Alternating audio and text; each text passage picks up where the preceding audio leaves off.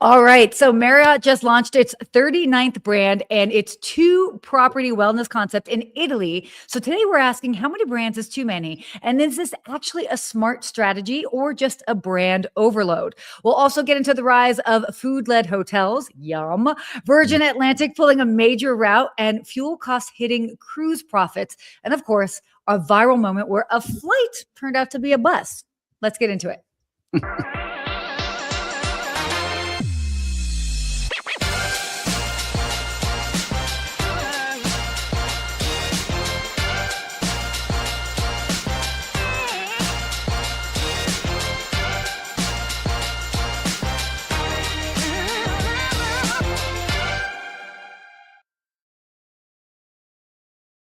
That intro music gets me every time. Good morning. Good morning, Sarah. I missed you last week. I know I missed you too. Will you tell the people where you were? Oh, I was cruising the high seas on Royal Caribbean's Wonder of the Seas and was working on this beautiful golden cookie tan I have working right now. I'm jealous. I had to say, it was awesome. It was the first time I did a multi-generation cruise. So my parents, my brothers, my kids, it was awesome. And they did a great job on Royal Caribbean, I have to say. I did a little LinkedIn post about it, but man, it was awesome. A great time. It makes me want to do more cruises. And I'm like, hey, can I go on my own and like work from a cruise? I know you do it all the time. Yeah. I'm going to try to figure it out. The port's less than a mile from where I live. So I'm going to try to figure this out. You could walk there. I could. I was thinking, like, man, traffic's pretty bad. I may just have to like just roll down the street with my carry-on and hop on the next Royal Caribbean. Well, that's kind of awesome. And, I've done a lot of cruises, but I have actually never done a Royal Caribbean cruise. And I was thinking, actually, oddly enough, after I'm in Miami for Sea Trade, possibly doing a little short one out of Los Angeles. So Port of Los Angeles, aka Long Beach. So you kind of inspired me. Look at you.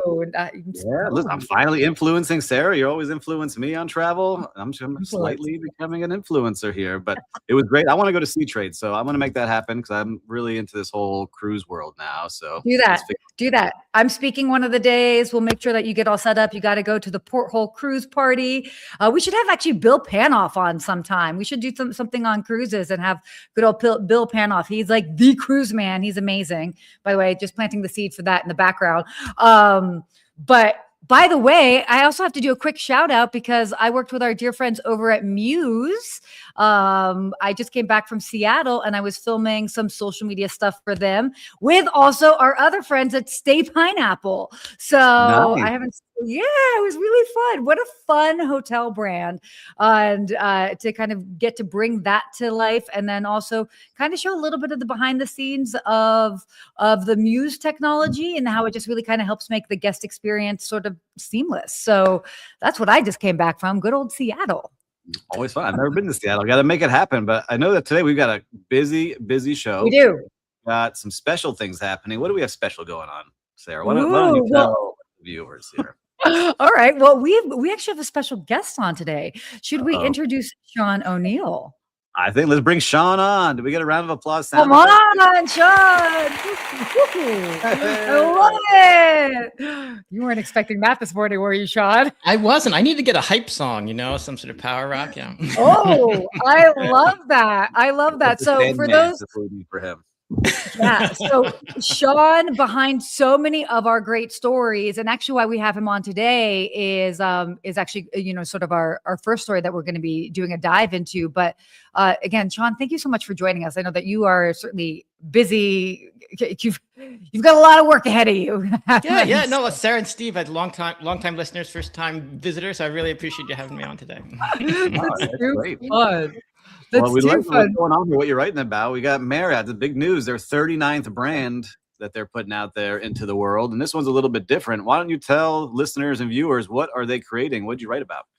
Yeah, so they decided they wanted to create a luxury wellness brand. And so their team went up into the hills of the Dolomites in Italy and found this husband and wife couple that have spent the last 2 decades creating this luxury wellness brand called Le Fay. It is doing very well. It's just 2 resorts, but those 2 resorts with less than 200 rooms generated like $50 million worth of revenue last year, all with profits. And so Marriott is now going to start. They created a joint venture with this Liali family, and that joint venture's hotels are going to appear on Marriott's site and app. And they're going to try to scale this up globally. So I think it's really exciting to get that cool luxury wellness into the portfolio. Yeah. I like that. I think this is unique because it's not another soft brand that they're putting out into the world, right? It's not like, oh, let's create a soft brand and collect as many hotels. This is like, we found this ultra unique property. And I was looking at the website, listen to views. If you haven't, make sure to check out what they're doing at Le Fay because it's beautiful. And I saw that there was also the family that sold Lufthansa Airlines, like they built and sold Lufthansa. So they know how to build the brand, right? I'm sure that's what Marriott saw as well. Yeah, they built an airline called Air Dolomiti and sold it to Lufthansa. And then they used that cash to help create this new brand, Le Fay. And it has like a Michelin star restaurant in the Michelin Keys. It's got very good DNA. And so just to your point, Steve, I agree. Like they didn't like go out and say, okay, we need to tick the box on wellness and let's have Ritz-Carlton wellness and just have like a big spa on Ritz-Carlton and call that a brand. Instead, they went out to these people who really tried to understand the micro segmentation here and deliver something special. Yeah. What I'm loving about this is that it is something that they've tapped into something that's already kind of there. And it's interesting because there's actually another hotel brand that's kind of done something similar in that region. So I think it goes to show you that, brands are looking at it a little bit differently and more strategically. And I also love that they're tapping into these, it's like family designed, family run. And that brings a very different and intimate experience compared to just a boutique brand, which, by the way, not just a boutique brand. We all, we're definitely fans of boutique hotels, but this is taking it to that next level. And I love that they're kind of bringing it into the ecosystem. And again, for those, Marriott fans that have all their points, and it's a great way that they get to explore, right? I mean, that's the point of it, isn't it? Yeah, I think it is. So Sean, where do you see this brand kind of competing? When you're writing about this and kind of doing the background, where do you see this brand fitting in the world of Marriott? Yeah, so I think it's the luxury wellness segment. So the only sort of like comparable is like Hyatt has its Miraval sort of brand, which is more on the all-inclusive side, and then Minor International has Anantara, which has sort of like a major wellness component. But I think it's sort of there's often this question of like, are there too many brands? And I can understand where people get to that perspective, but to me, there's not enough brands. Like to me, the big problem is most people, it's not. When I talk to them and, the barbecue, it's, it's not like, oh, Marriott has so many brands. I don't understand the difference. It's like the last half dozen hotels I've been at have kind of sucked. And so, you want to find that experience of a hotel where you really vibe with it, where you really like all the details. And it doesn't have to be luxury. It could be, you really like the height of the beds or where the desk is, always know reliably, like the desk is going to be a certain way. And I think what's great about, this example of what Marriott did is they really were thoughtful and intentional about what they're doing. Whether they can execute and scale it up successfully is a separate question. With W, when they acquired it, they kind of ran it into the ground and now they have to try to turn it back around. So it's hard to scale them up. But I do think, if I could go on for just a little bit more, if I follow like, we live in a different world now for discovering brands. It's not like the old days where you have a billboard in Times Square and say, this is the Le Fay brand and everyone has to know it. Instead, I can follow Sarah on Instagram or I can follow Steve on social media. And if I'm following one, I know, I've got a certain vibe and I will be fed content. The brands will get surfaced to me. The hotel recommendation that will most be resonating with me will come that way. And it'll be a different experience, depending on the two of you. I might get Four Seasons in Washington if I'm visiting Washington D.C. or a peninsula in California if I'm following Sarah, or maybe it's going to be an agritourism resort in South Florida if I'm following Steve.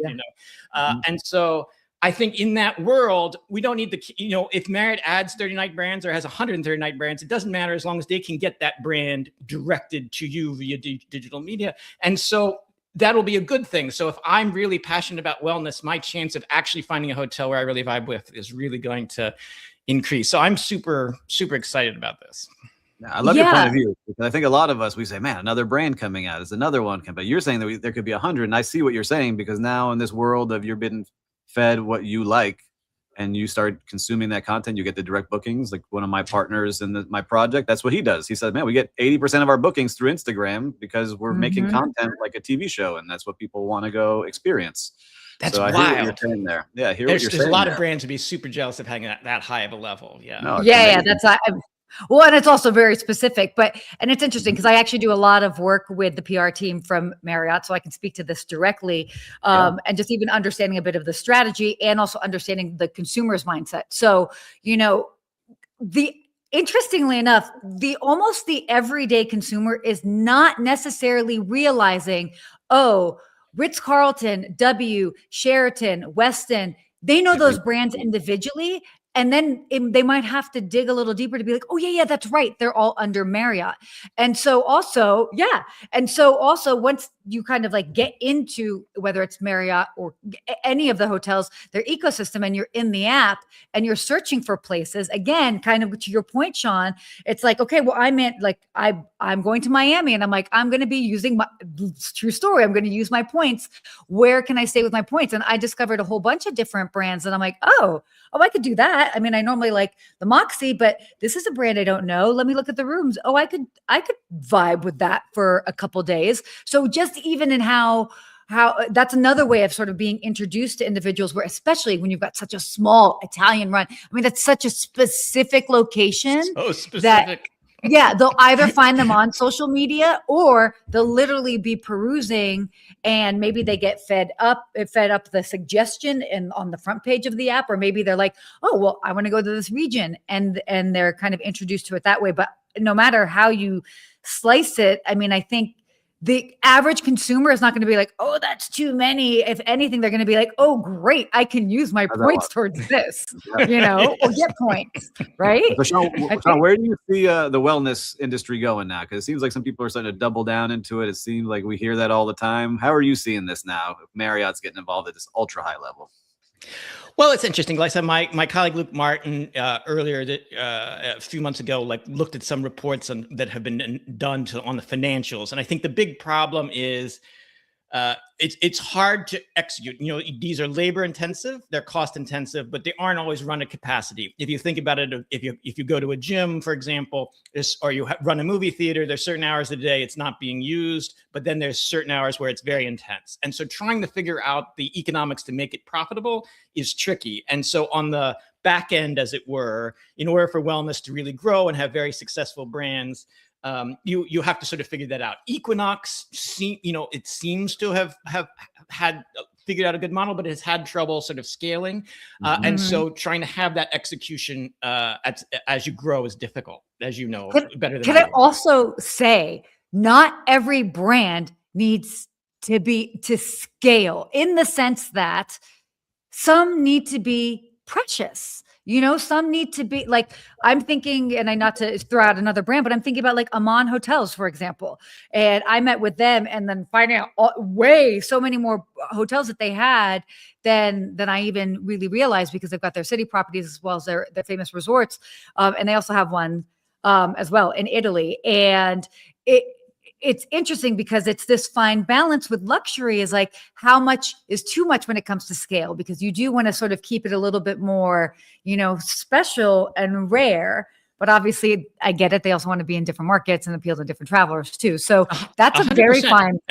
And Sarah, in ultra luxury, we did an analysis, and we said, like, hotels that have an average rate above $1,000 a night. Yeah. About 36 brands around the world. Excuse me. There's a I don't remember the exact up-to-date number, but it's between 30 and 40. Okay. And the average is only about 33 in the number of property portfolios. 4 Seasons skews it high, like 120, but a lot of these are very small niche, auberge, etc., Ariel.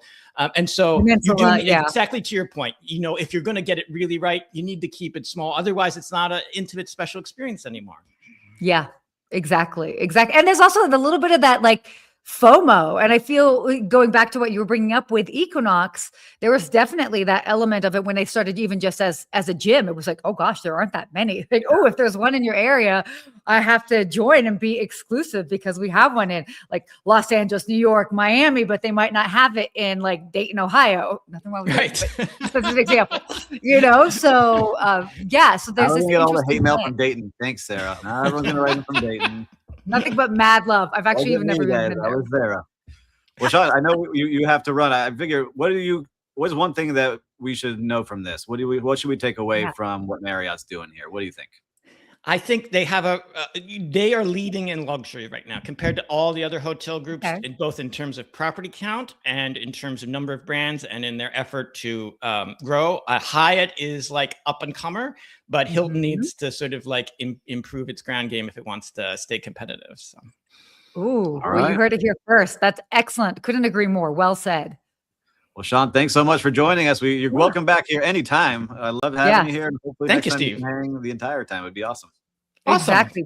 Please come back anytime. Next time we'll another great breaking story. We'll definitely be sure to have you on. So, but we know you got to get going because you got more work to put out there. He's got breaking news to cover. Very cool. Good luck with the rest of the show. Take care, guys. Bye. Thank you. Oh man, it's so great. By the way, I love when we're able to have Sean on and some of the other editors because again, it just brings hopefully for you all that are tuning in, it brings a little bit more of the humanness behind the stories. I mean, these are the people that are out there doing the research, putting it together, and helping bring this. Yeah, exactly. Working hard. But I do actually want to quickly address one of the comments. I don't know if it popped up during from Curtis, which I just thought this was kind of funny because we should plant the seed. I know that this was done before. I would lose. Yeah, I know. 39. We should definitely do a game show. Let us know, by the way. Maybe we should just do like a fun series one day, like an extra show where we have a little bit of a fun game like this. What brand is this hotel group? I think we should just do totally. that. And then we should do. We should do that today. You can do it. Find us one random one. We'll say, what group is this for at the end? Yeah. Good luck. Good luck. And then also wanted to address Ben, who mentioned tuning in from Tahoe. It's slow out here. Travel. I mean, it definitely is. Understandably that it's slow. But let us know. Are you joining us from the California side or the Nevada side? We love both sides. Okay, well, why don't we continue on here with our stories? That was great. Let us know also, by the way, if you want us to have Sean on some of their other editors that are putting together these stories. But this is like your domain. I mean, I got a lot to say about this too, but the rush to build hotels around food. But I'm like, is this new? I mean, isn't food semi-new? And I think I was lucky enough to be part of one of the first. But this is also Sean's article. And they were saying that hotels are now increasingly building around food as the main attraction to get people into that hotel and to fill out that hotel. If you get the right big brand name to do this, it really takes off. So I was lucky enough to work at the third Nobu Hotel. So it opened in Miami Beach. And so, everyone knows Nobu Restaurant. And if you don't know the story, famously, one of their main partners is Robert De Niro, who would always eat at Nobu's restaurant in LA. And he's like, Matsuhisa, the original, the OG. I got his book on my bookshelf here. And so Chef Nobu was like, no, I don't want to do it. And then slowly he built his first Nobu. And then that restaurant group exploded and it's, worldwide known. And they were always doing it within hotels. And then they say, well, why do we keep partnering with hotels when we can create our own hotel with our own restaurant? And the guests of those restaurants trusted the service so much and that hospitality they always felt that they said, let's do it. And so that really was where it took off. And I got to see it firsthand really explode. And now I think that hotel group has 46 hotels and 20 residences and just exploding. But now more and more, we're starting to see it. And Sean talks about it, that they're making big bets on this. With Minor Hotel, which he mentioned, taking a big step into that world with 15 culinary themed hotel restaurants or hotels. And they're starting to see it more and more pop up. And I really love it because where do you go when you're on a trip? Yes, you pick the hotel, maybe it's a spa, but you're usually exploring new restaurants and exploring places to stay. Totally. And if you have that driver in there, it starts to take off. And then those hotels that do have that luxury restaurant, get higher ADR because you want to be part of that world. So Definitely. And imagine at the beginning, certainly at the beginning, or hopefully if it continues on, it's a hard to get reservation. And there are some hotels and restaurant brands that it's like, okay, well, I know that if I'm staying there, it's going to kind of give me I'll be higher up on the list to be able to make a reservation and get a reservation there. And people are like, okay, cool. I'll book. Did we not even talk about this a couple weeks ago? I don't know. Or I was just talking about this with somebody else where, yeah, they were like, hey, I booked a hotel so I could specifically dine at this restaurant. So yeah, that's absolutely part of it. And as you mentioned, where people, yes, people are looking for restaurants, certainly when they're traveling, but also all too often it's like, I'm just going to eat at the restaurant at the hotel. And bonus when it's a great restaurant and they can make it a foodie experience. I mean, I was at the Riyadh Hotel in Brooklyn, and that Le Crocodile was their restaurant, which is a Michelin star restaurant at the hotel. Like, what a wonderful way to kind of experience that along with the property. Yeah, what I like seeing here too is what Minor Hotel is doing. They are looking for destinations like cities that are buzzy cities and up and coming cities that don't have a hot restaurant, creating that hot restaurant within their hotel and really driving people to stay at their property. So it's interesting to see what they're doing. But there's so many, like Cipriani restaurants. I think Miami has a lot of them. Cipriani has Mr. C hotels, now Mr. C residences. I just love it because you can understand if you like that vibe, you're in that restaurant, you feel cool. You're like, all right, I would love to stay in a hotel like this. And then you like that hotel and it becomes a residence. And then you live that lifestyle. It's just something I love seeing. You know, I'm a big fan of that for many years. Yeah, no, I agree. And I think that this is, I mean, it's smart. It makes sense. I mean, we've been seeing it for some time, but definitely seeing more brands kind of lean heavily into this. I mean, it just makes sense because if you do it right, it can completely change the bottom line of the hotel, where normally F&B doesn't necessarily do much for the hotel. So if it's done right, it can change the game.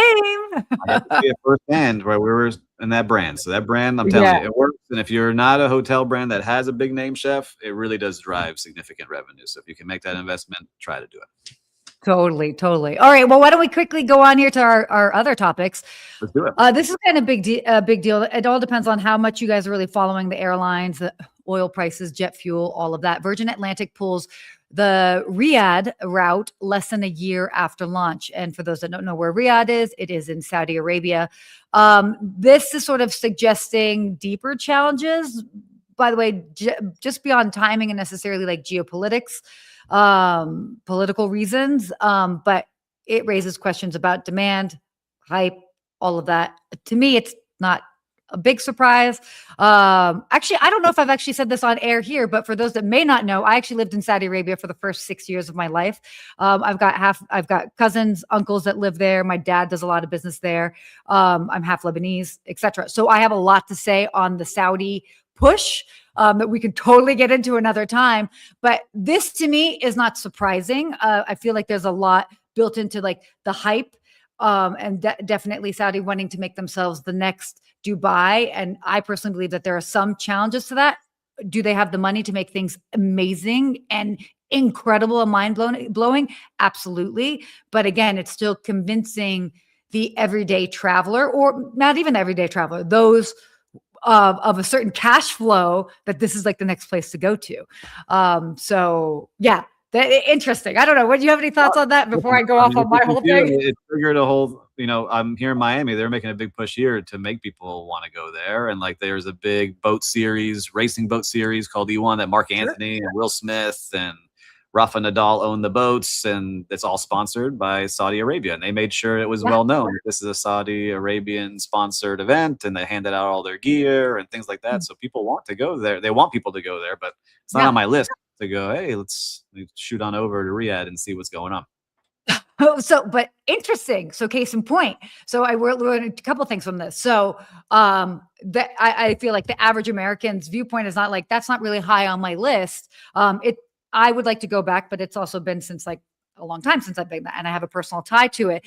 But I love their play. Because they have deeper pockets than many other parts of the world. They're like, well, if we can help fund these awesome events, you're going to go because you want to go to that event. And then that's going to be your sort of like introductory experience to it. And then hopefully you'll be like, oh, I'm going to come back and explore a different part of the country. So, I mean, no shame in that game. That makes a lot of sense. And it's a smart way to kind of attract new travelers that might have a different notion as far as what Saudi Arabia might be like. And they're like, no, we're cool. Come join, come hang. So, but again, but you're not canceling flight routes if you're making money. So no, correct. You're not. And that's where I think it's a myriad of reasons. I think obviously like the hype around it.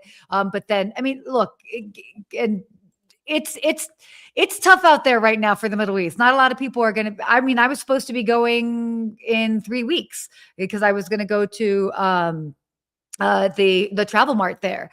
And I was still going to go if flights were more readily available. And I think Emirates is now even going to be pulling a flight from LA to Dubai or some of them, which is huge just because of demand right now. So that's going to be a whole other topic for another day. But yeah, it just goes to show you lots of things are changing right now. and quickly, yes. Yeah. All right. Moving on. Carnival. Yeah. Yeah. Carnival cuts. Yeah, exactly. We could talk about fuel for days. It's a problem. Carnival cuts profit forecast on fuel shock. So Carnival cuts a full year profit outlook due to rising fuel costs tied to the Iran war. Unlike competitors, Carnival does not hedge fuel. So they've kind of got like increased exposure to the sort of changing prices in fuel. But yeah. What are your thoughts on this, especially after being on it? Straight up what it is, right? Like you're pushing a giant ship through water and you need, oil and gas to do it. If you're not, hydrogen power, like we had talked about a couple of months ago, I forgot what cruise line that was, where he wanted to have, natural gas and all those things. Yeah. But it's a lot of money. And just, you see it every day, listeners and viewers, if you're going to go fill up your car with gas, I mean, look, I only filled up halfway yesterday because I'm like, hopefully this will come down a little bit more in the next couple of weeks. Right? Really? Couple weeks? I can only imagine. Yeah, I can only imagine the cost to fill a ship. I'm curious if any of our listeners are cruise experts. How much does it cost to fill one of those? Because we were just talking about a yacht, and a yacht is like $200,000 on like a little tiny yacht here. Yeah. So I'm curious what it costs to fill those giant ships. But each one of those ships, if they're operating well, is making $1 million a day on top line. So it's your biggest cost is labor, and I'm sure fuel now is definitely up there. So the cost of those cruise lines is going to get higher and higher because they got to cover it somehow. Yeah, it's wild to me. I saw somebody posting the other day, a travel influencer who was like, the prices of airfare are so expensive. And I was just like, really? Do we not know what's going on? I actually think that, and maybe we can file this for next week. We should actually talk about some of the fuel costs and how it's impacting the travel industry just a little bit more, because I think it's really easy for us as Americans to just be like, oh yeah, it's not that big of a deal. It's a freaking big deal. It's a little bit more insulated for us. Yes, obviously you were seeing higher fuel prices at the gas tank, but I mean, you've got countries that are like, they're straight up cutting flights because like we don't have enough jet fuel, and what that is doing for the local economy. I've got some, friends of mine in the Philippines, and gas has quadrupled in cost. So like what's going on here? Well, we know what's going on. Anyway, there's David Turk doing some research. Look at him as a journalist. Okay, we love Royal this. Caribbean Oasis of the Seas is said to hold 30,000 to 35,000 gallons on that ship. So just as one ship out of their entire fleet, I'm sure they have a good deal on their gas. But man, that just starts adding up very quickly to get that thing filled up, which is unreal. Well, we have a lot of interesting travel stories. You want to talk about this one? This one's pretty funny. Let's go into this. We'll get to our final unhinged travel story of the week. And I love this. You booked a flight, but you end up finding out it's actually a bus. So a passenger went viral. By the way, I love that this is new news for some people because it ain't for me. But a passenger went viral after discovering her flight was actually a bus ride booked through the airline. She boarded through the gate and walked outside, got on a coach bus instead of a plane. And then the bus left the airport and drove the route instead of flying it. So let me know, guys, has this ever happened to you? It's I was just watching the video. It's pretty hilarious. And I was like going a little further into it after watching the video today. Like she booked it through work thinking it was American Airlines. And it said, oh, it's $400 to go from Chicago to somewhere. And she booked it, got to the airport, had to go through TSA, had to do all the screening, got to the gate, was looking out the window, like, oh, there's a bus there. I guess it's just going to take me to my plane. Walked down to the bus. And then the bus started going down, the runway and then made a right-hand turn at the airport. And then she realized like, uh-oh, I'm not going to a plane. I'm taking this bus. And they were serving cookies. She realized when they started serving cookies like they would on the plane, and here's your coffee and here's your snack. Oh my gosh, they did the whole service. I've actually never opted for this, but that's hilarious. So yeah, let us know, by the way, in the comments, have you ever done this? It's not uncommon for me because for those that know, I've got family that are in Allentown, good old ABE airport, and it's a smaller airport. Not a lot of flights fly there. So it was not uncommon for me as an option, or even like my aunt would fly in from Portugal into Newark. There's an option from Newark that then you fly in to Newark and then you get on the next plane, which is a bus that takes you to Allentown, or flying into Philly. And then you get on a bus. Actually, my mom just did this 2 weeks ago. She flew from Las Vegas to Philly, got on a bus. And I'm like, how is that, Mom? Because I personally have always avoided it. I'm like, no, I can't. But I can see how you get faked out. Like when I went to Italy last year, like you had to switch at Germany. You get on the bus and then they take you to the plane. So I was like, all right, I'm just getting on the bus. But then to sit there and realize, what? I just paid $400 to take a bus out of the airport. Yeah, it takes you to the other airport. It's pretty interesting. It's called Landline by American Airlines. So it's pretty cool. It's wild. So let us know. Crazy stuff happening in travel. But yeah, let's just do a quick real-time recap. I think we deserve a real-time recap this week because you were just out there in not even the streets of hospitality. You were out there in the waves of hospitality, the seas of hospitality. Yeah, so I talked about it in our opening here, but definitely on Royal Caribbean. And I want to give them a shout out because their app that they use, I learned a lot. Like I pre-booked almost every single thing that I did on that ship, leaving some windows of time to relax, but I didn't have to stress. I had a cabana, luckily to split with my family when we got to their private island. I had restaurant reservations done, spa appointments done, stuff for my kids done. And it made it very, very easy to cruise. And it made me even more excited now. How many times I go on the water slide? I was on that water slide 7 or 8 times. My brother David, who was just commenting, went on with my daughter 100 times. We hit everything up. I zip lined. I did all. I love it. Oh, it sounds like a proper family vacation, and I love that you were able to have your parents on, your kids on, like the whole fam. Yeah, one of the ports we didn't even get off at Nassau. I've been there many times, so we just stayed on the ship and enjoyed the ship while everyone was out there running around. So for me, Royal Caribbean, big fan. I'll be out there again soon. Hopefully, I think Alaska is what I want to do next. So I'm looking for that. Yeah, definitely do that. Highly recommend that. All right, cool. Well, I mean, again, like I kind of mentioned it at the beginning, but definitely worthy of mentioning again. Got to stay at a Stay Pineapple Hotel, the Maxwell in Seattle. And this is my second time staying at Stay Pineapple. First time was in 2019, and I didn't even know the brand. And I gone to San Francisco to go on a cruise, actually, a Royal Caribbean cruise. Not Royal Caribbean. Sorry. Oh my gosh, it'll come to me. She's losing it, people. She's losing it. I'm losing my memory. A celebrity cruise. So, but it's such a fun brand. Like they really are playful, and that's to me is just such a great reminder of just the fun that you're able to have with boutique hotels. We're also, I'm not sure if you know Dina from Stay Pineapple, but I mean, we should probably have her on. Dina's amazing. She really gets the guest experience. And what I love about what they do is they give so much ownership to the employees and the staff that work there that, they have actually, in essence, they have an unlimited budget to do something to fix or to wow guests.